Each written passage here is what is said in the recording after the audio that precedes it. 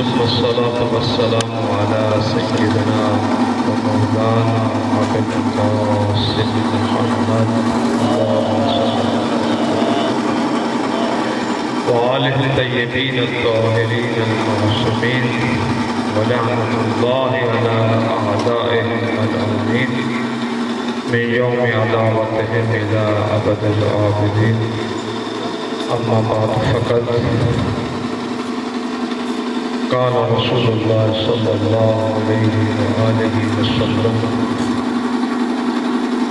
العلماء ورثة الأنبياء صلوات الله.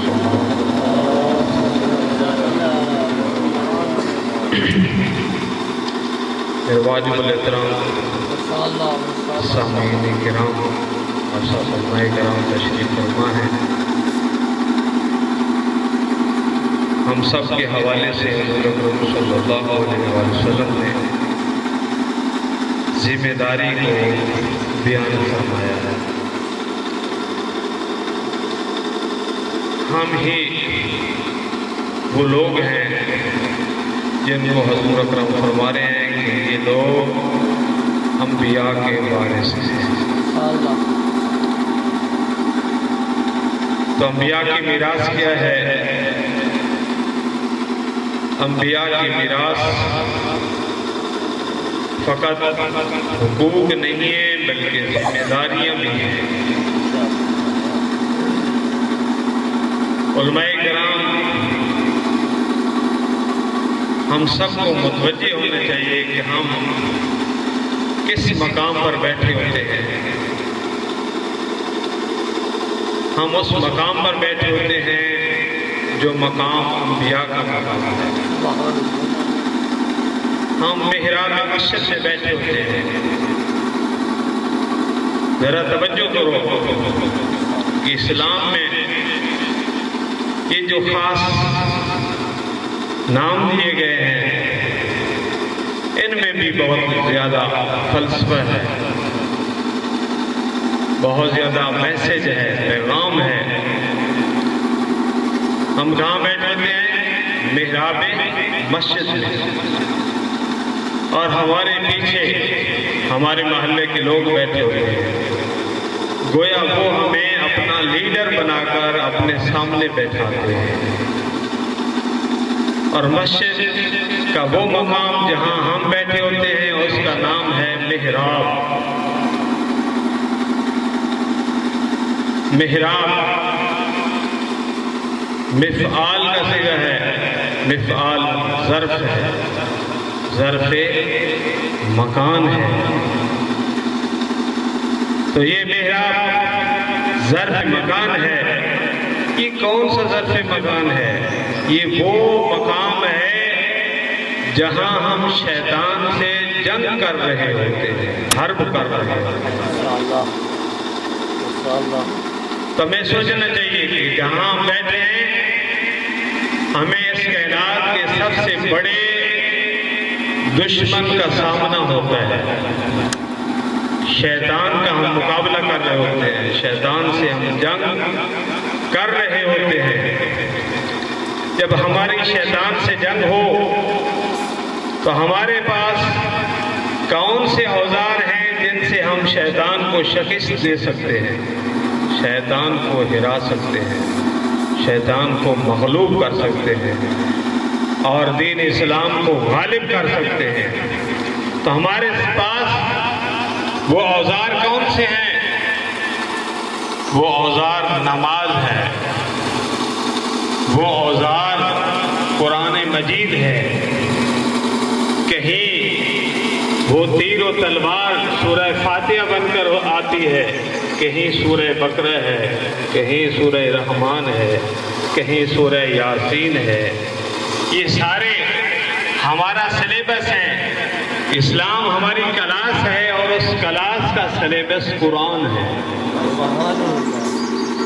اور ہم نے اس قرآن کو اپنا سلیبس بناتے ہوئے وہ جنگی قانون جن کے ذریعے ہم نے شیطان کو مغلوب کرنا ہوتا ہے، ہم نے اپنے پیچھے بیٹھے ہوئے لوگوں کو بتانا ہے کہ تم نے شیطان سے کیسے مقابلہ کرنا ہے۔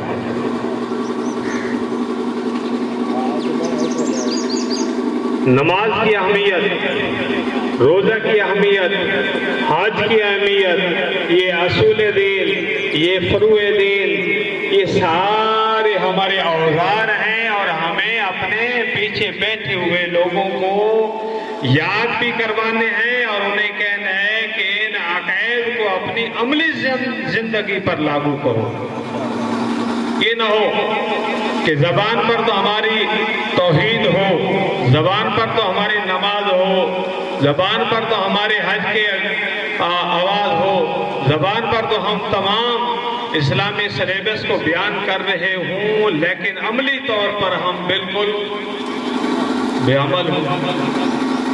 نماز ہم پڑھتے ہیں لیکن نماز کی شرائط کو پورا نہیں کرتے۔ وہ کیسے؟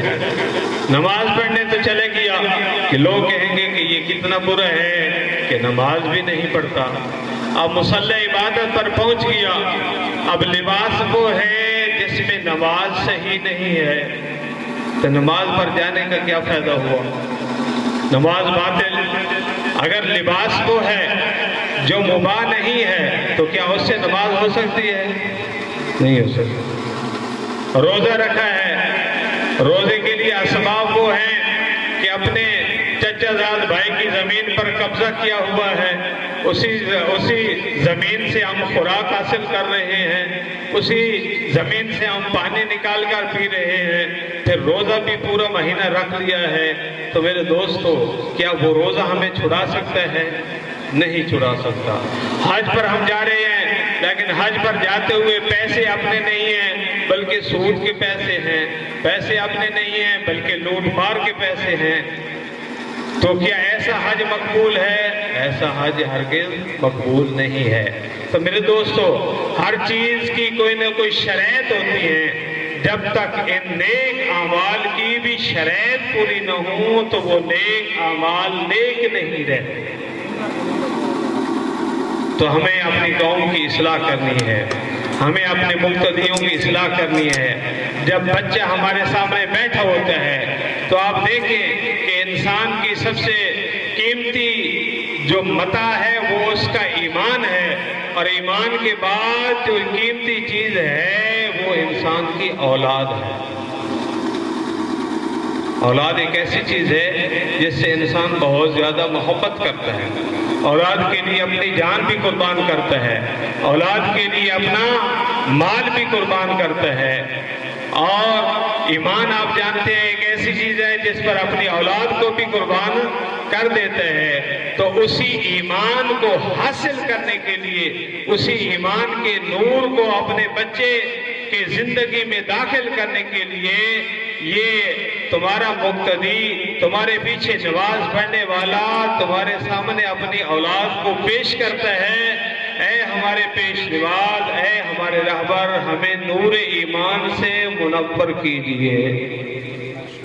یعنی ہمارے بچے کو مذہب اہل بیت کی تعلیم دیجئے، ہمارے بچے کو قرآن کے نور سے منور کیجئے، ہمارے بچے کو اہل بیت علیہ السلام کی سیرت کا عادی کیجئے۔ تو میرے دوستو یہاں اگر ہمیں یہ جو علماء کرام ہماری مدد کرتے ہیں کسی حوالے سے بھی، اگر یہ لوگ ہماری مدد نہ بھی کریں تو کیا ہم پر یہ فرض نہیں ہے کہ اس بچے کو وہ دین سکھائیں جس دین کے ہم وارث ہیں، سبحان اللہ، جو دین ہمیں انبیاء علیہ السلام کی طرف سے وراثت سے ملا ہے۔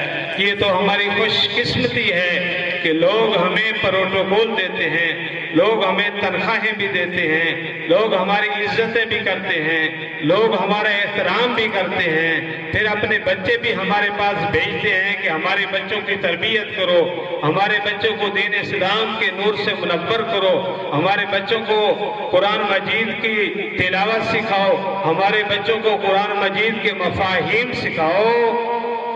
لیکن آپ دیکھیں کہ ہم جن کے وارث ہیں ان کے لیے کیسا ماحول ہوا کرتا تھا۔ نبی جب نکلتے تھے تبلیغ کے لیے تو کوئی ان کا استقبال کرنے والا نہ ہوتا تھا، بلکہ انہیں دشمنوں کا سامنا کرنا پڑتا تھا۔ دیکھیں کہ حضرت نوح علیہ السلام دین کی تبلیغ کے لیے نکلتے ہیں تو دشمن استقبال نہیں کرتے، بلکہ دشمن کیا کرتے ہیں؟ پتھر مارتے ہیں، اتنے پتھر مارتے ہیں کہ پتھروں کے ڈھیر نیچے حضرت نوح علیہ السلام چھپ جاتے ہیں۔ اللہ روایات میں ملتا ہے، تاریخ بیان کرتی ہے کہ اللہ کی طرف سے جبرائیل آتے ہیں جو اس نبی کو جو تبلیغ کرنے والا ہے اٹھاتے ہیں، اپنے پر مس کرتے ہیں، خدا کا سلام پیش کرتے ہیں، اے نوح آپ نے اپنا حق کی ذمہ داری ادا کر دیا۔ حضرت نوح علیہ السلام اتنے زخم کھا کر، اتنی تکلیف برداشت کر کے کیا گھر میں بیٹھ جاتے ہیں؟ نہیں میرے دوست، جب پھر اٹھتے ہیں تو پھر دین اسلام کی تبلیغ شروع کر دیتے ہیں۔ کون سا نبی ہے جس نے مشکلات نہیں اٹھائیں؟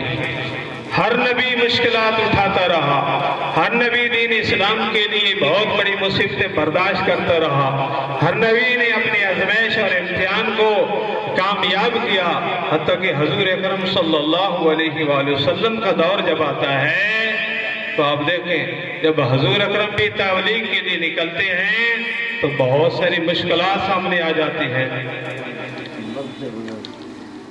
کتنی مشکلات آ جاتی ہیں کہ حضور اکرم صلی اللہ علیہ وسلم کی پہلے وہ بڑے لوگ اہانت کرتے ہیں، پھر بچوں کے ذریعے اہانت کراتے ہیں، حتیٰ کہ حضرت رسول اکرم جب طائف میں دین کی تبلیغ کے لیے جاتے ہیں تو حضور اکرم کو اتنے پتھر مارے جاتے ہیں کہ جسم لہو لہان ہو جاتا ہے۔ صلوات پر محمد بارے دیگر صلوات اللہ صلی اللہ علیہ محمد۔